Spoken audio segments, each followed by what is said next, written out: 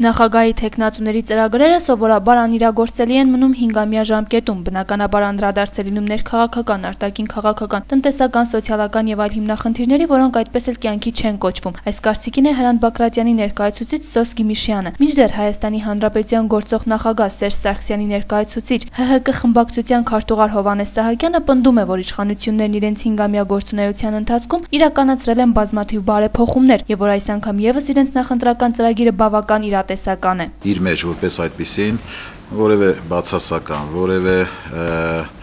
ընդդեմ, գաղափար կամ միտք գրված չէ։ Ծրագիրը, որը կոչված է հանունի, որը կարելի է ասել, որ համազգային լիդերի ծրագիր է։ Չի կարող լինել այսպես, հարկերը իջացնում եմ, աշխատավարձերը բարձրացնում եմ։ Կարող է լինել, բայց պետք է ցույց տաս աղբյուրները, ինչի հաշվին։ Որքան են ընտրողներն ընկալունակ ծրագրերի նկատմամբ եւ արդյոք նրանք ուշադրություն դարձնում են թեկնածուների ներկայացրած ծրագրերին։ Այս հարցերին անդրադառնալով Սոս Գիմիշյանը նշեց, որ առաջին հերթին անհրաժեշտ է, որպեսզի թեկնածուն լինի իր իսկ ներկայացրած ծրագրային դրույթների կրողը եւ ոչ միայն ներկայացնողը։ Հասարակությանը տեղակ պայեք, ունեինք այսպիսի ծրագիր 5 տարի առաջ, սա հաջողվել է, սա չի հաջողվել։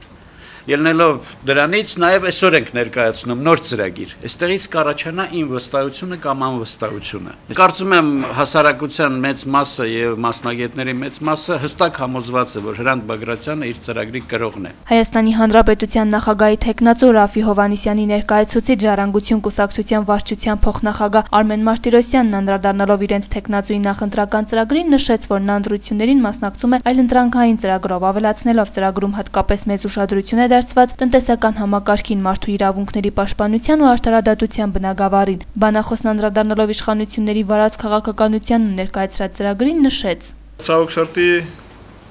մենք տեսել ենք, որ որքան էլ դրական ելույթներ է ունեցել գործող նախագահ, այնուամենայնիվ այն կյանքի չի կոչվել եւ հնարավորություն էլ չկա կյանքի կոչվելու, որովհետեւ մեր երկրի գործող նախագահ Սերժ Սարգսյանը երախտագետ անձնավորություն է, ինչպես ինքը նշել էր Մերուժան Տեր-Գուրանյանի հետ հարցազրույցի ժամանակ եւ ցավոք սրտի շրջապատը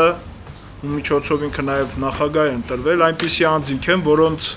երախտագիտություն հայտնելուց մեր երկրում որևէ ձևով արմատական բարեփոխումներ չեն կարող լինել։ Ըստ երկու բանախոսների ցանկացած թեկնածու կարող է ծրագիր գրել, ի վերջո կարելի է միջոցներ տրամադրել համապատասխան մասնագետների, որոնք կգրեն ու այն կներկայացնեն քեզ։ Դրա համար պետք է քաղաքացուն ոչ միայն ներկայացնել թղթի վրա գրված լավատեսական արտահայտություններ ու գեղեցիկ խոստումների շարան, այլ ապացուցել դրանց ճշմարտացիությունը։ Էմապայլյան, Գոռ Հովհաննիսյան, Գալա Նյուս։